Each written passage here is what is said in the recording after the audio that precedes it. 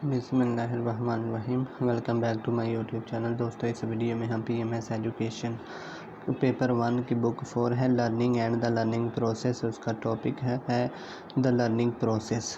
ये तीसरा टॉपिक है द लर्निंग प्रोसेस। आज हम लर्निंग प्रोसेस यानी कि जो लर्निंग सीखने का अमल कैसे होता है वो पढ़ेंगे।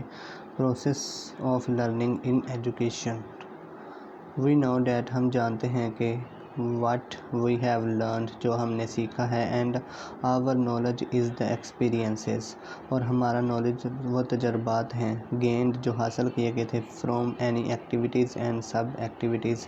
वो तो जो भी नॉलेज जो एक्सपीरियंस हमने हासिल किया है वो किसी एक्टिविटी किसी सरगर्मियाँ और हम नसाबी सरगर्मियों से हासिल किया गया है, सब एक्टिविटीज़ से हासिल किया गया है। This makes learning a comprehensive process. ये सारा कुछ जो है जो लर्निंग प्रोसेस है उसको कम्प्रीहेंसिव, उसको जामिया बनाता है। The learning process continues through out life.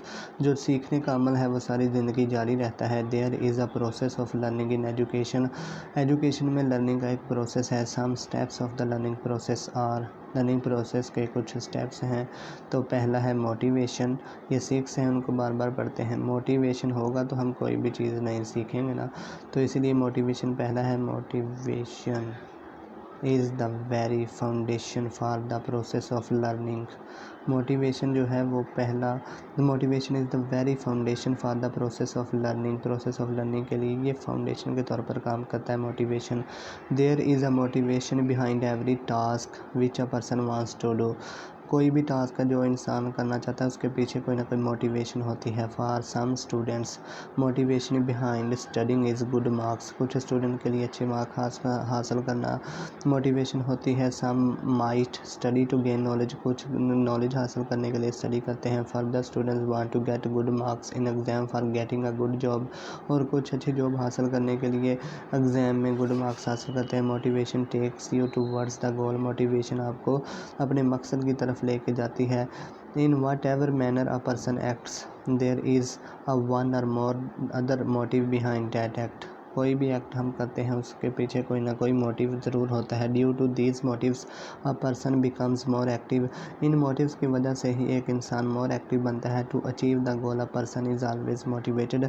कोई भी गोल कोई भी मकसद हासिल करने के लिए एक पर्सन के पास always motivated. To achieve a goal a person is always motivated को मोटिवेट किया जाता है।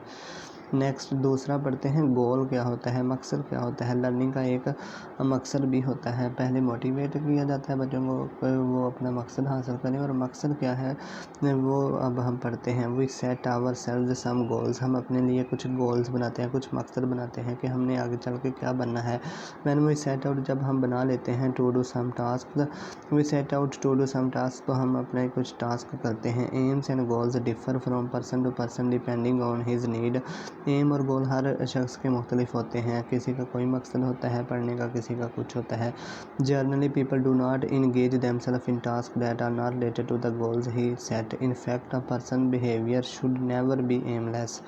जो पर्सन का बिहेवियर है वो भी एमलेस नहीं होना चाहिए। When a person has aim a goal in mind he works towards achieving it. जब इंसान के माइंड में एक गोल या मकसद होता है तो फिर वो इसको हासिल करने के लिए कोशिश करता है। The clarity of objectives provides a clear direction to the behaviour. So जैसे ही हमारे ऑब्जेक्टिव अगर क्लियर होंगे तो फिर हम जो है ना वो कोई भी मेथड या कोई तरीका वो हम क्लियर अपना सकेंगे उनको हासिल करने के लिए। So while learning people have goals in mind, these goals modify his behaviour in a determinate direction.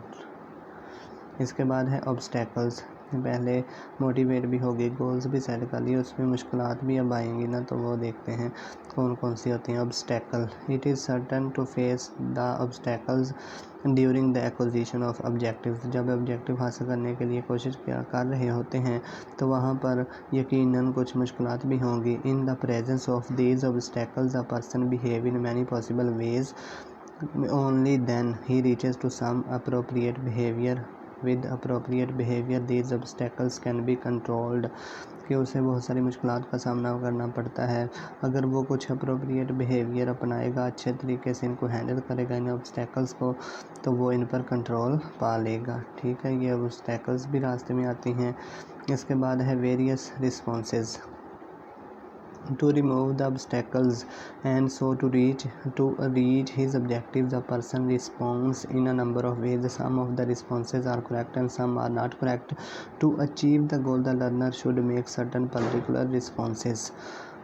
तो जो भी ऑब्स्टेकल्स हैं, जो मुश्किलात हैं और जिन ऑब्जेक्टिव हासिल करने चाहते हैं उनके रास्ते में पेश आती हैं जो भी मुश्किलात, तो उनको ना पर्सन रिस्पॉन्स उन मुश्किलात के मतलब किस्म के रिस्पॉन्सेस देता है।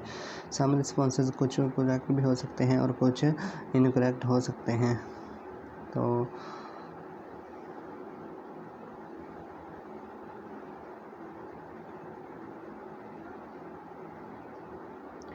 आगे बढ़ते हैं। रीइंफोर्समेंट, पांचवा है रीइंफोर्समेंट। रीइंफोर्समेंट कहते हैं किसी की मदद करना, कमक दही। Reinforcement includes all those activities and facts which force the student to perform those activities.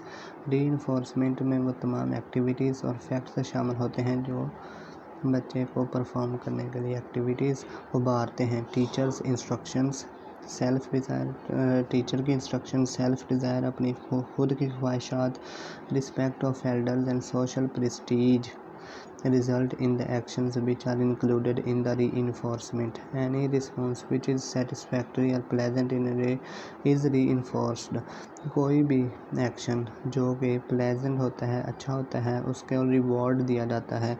All the unsuccessful responses are to be forgotten and the successful activities to be selected to face the situation. In similar situations, similar behavior or response is repeated by an individual. इसके बाद है integration and generalisation. The various parts of learning activity are organised in order to integrate new knowledge with previous knowledge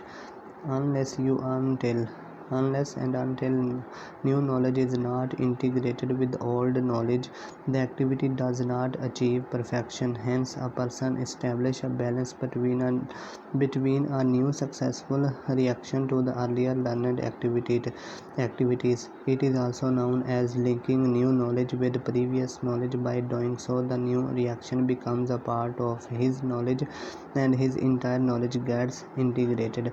Hence, it is clear that the learning activity is not the name of something special. Learning includes many sub activities which provide individual completion.